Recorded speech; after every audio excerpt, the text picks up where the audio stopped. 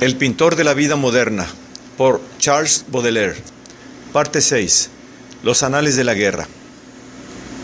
Bulgaria, Turquía, Crimea, España han sido grandes fiestas para los ojos del señor G, o mejor, para el artista imaginario que hemos convenido en llamar el señor G, pues de cuando en cuando recuerdo que me he prometido, para así tranquilizar su modestia, suponer que no existía. He compulsado esos archivos de la guerra de Oriente, campos de batalla cubiertos de restos fúnebres, acarreos de materiales, embarque de ganado y de caballos, cuadros vivientes y sorprendentes, calcados de la vida misma, elementos de un pintoresquismo rebuscado que muchos pintores de renombre, colocados en las mismas circunstancias, habrían descuidado atolondradamente. Sin embargo, entre aquellos excluiría con gusto al señor Horace Vernet, auténtico gacetero antes que pintor esencial, con el cual el señor G, artista más delicado, tiene visibles analogías, si solo queremos considerarlo archivero de la vida. Puedo afirmar que ningún periódico, ningún relato escrito, ningún libro expresa tan bien, en todos sus dolorosos detalles y en su siniestra amplitud, esa gran epopeya de la guerra de Crimea. El ojo se pasea sucesivamente por las riberas del Danubio, por las orillas del Bósforo, por el cabo Quezón, por la llanura de Balaclava, por los campos de Inkerman, por los campamentos ingleses, franceses, turcos y piamonteses, por las calles de Constantinopla, por los hospitales y por todas las solemnidades religiosas y militares. Una de las composiciones que mejor se han grabado en mi mente es la consagración de un terreno fúnebre en Scutari por el obispo de Gibraltar. El carácter pintoresco de la escena, consistente en el contraste de la naturaleza oriental circundante con las actitudes y los uniformes occidentales de los asistentes, está dado de una manera conmovedora, sugestiva y agitada de ensueños.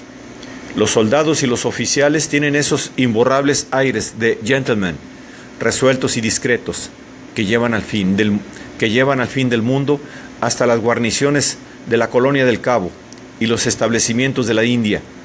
Los sacerdotes ingleses hacen pensar vagamente en ujieres, en agentes de cambio y bolsa, revestidos de togas y golillas. Aquí nos encontramos en Shumla, en casa de Omar Paché, hospitalidad turca, pipas y café. Todos los visitantes están colocados en diversas posiciones, ajustando a sus labios pipas, largas como cerbatanas, cuyo fogón reposa a sus pies. He ahí los kurdos en Scutari, tropas extrañas cuyo aspecto hace pensar en una invasión de hordas bárbaras.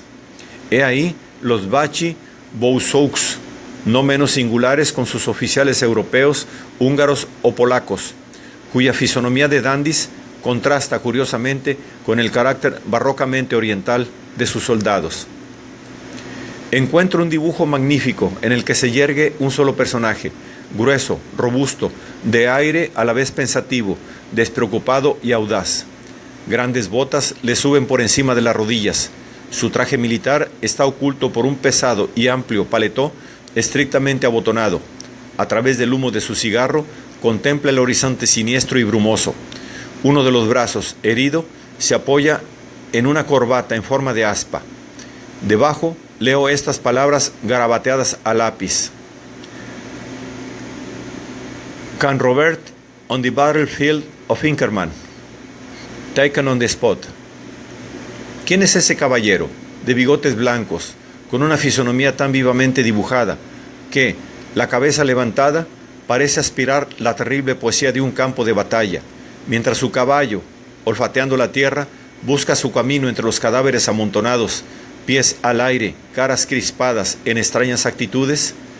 Debajo del dibujo, en una esquina, se pueden leer estas palabras: Myself at Inkerman. Veo al señor Baraguay de Hilliers con el Seraskier pasando revista a la artillería en Bechischach.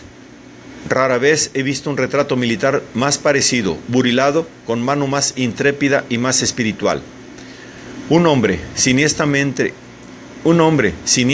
ilustre, tras los desastres de Siria, se me ofrece a la vista. Ahmed Pachá, general en jefe en Calafat, de pie delante de su choza con su estado mayor, hace que se le presenten 2 oficiales europeos.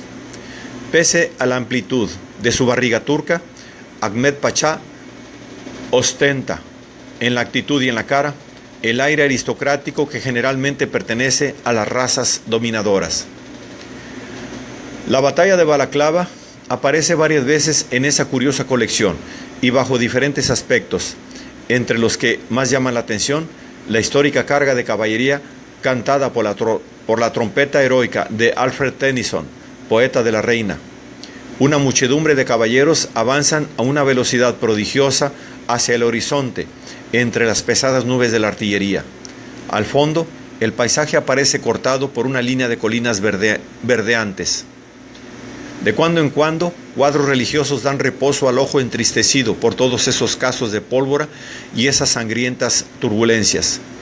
En medio de soldados ingleses de diferentes armas, entre los que resplandece el pintoresco uniforme de los enfaldados escoceses, un sacerdote anglicano lee el oficio del domingo. 3 tambores, el primero soportado por los otros 2, le sirven de pupitre.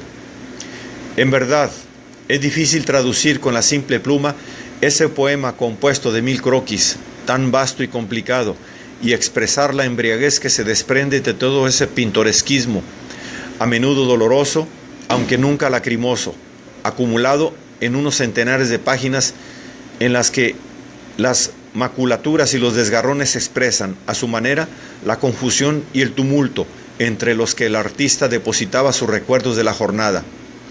Al atardecer, el correo transportaba a Londres las notas y los dibujos del señor G, y a menudo éste confiaba al correo más de 10 croquis improvisados sobre papel cebolla que los grabadores y los abonados al periódico esperaban con impaciencia. Unas veces aparecen ambulancias en las que la propia atmósfera parece enferma, triste y pesada. Cada lecho contiene un dolor. Otras, el hospital de Pera, donde veo, conversando con 2 hermanas de la caridad, largas, pálidas y rectas como figuras de Lesueur, un visitante de descuidada indumentaria, designado con este curioso pie: My humble self.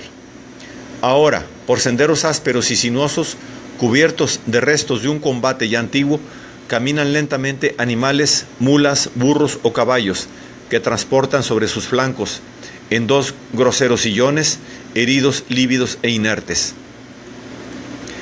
Sobre extensas nieves, camellos de pecho majestuoso, la cabeza alta, conducidos por tártaros, arrastrando provisiones o municiones de toda clase. Es todo un mundo guerrero, viviente, atareado y silencioso. Son campamentos bazares, donde se exhiben muestras de todas las provisiones, especie de ciudades bárbaras improvisadas para la ocasión. A través de esas barracas, sobre esos caminos empedrados o nevados, por esos desfiladeros, circulan uniformes de varias naciones, más o menos destrozados por la guerra o alterados por el añadido de gruesas pellizas y pesado calzado. Es una pena que este álbum, ahora diseminado por varios lugares, cuyas preciosas páginas fueron retenidas por los grabadores encargados de trasladarlas o por los redactores del Illustrated London News, no pasara ante los ojos del emperador. Pienso que habría examinado complacientemente, y no sin ternura, la vida y milagros de esos soldados, en expresión minuciosa, al día, desde las acciones más deslumbrantes hasta las ocupaciones más triviales de la vida, por esa mano de soldado artista tan firme e inteligente.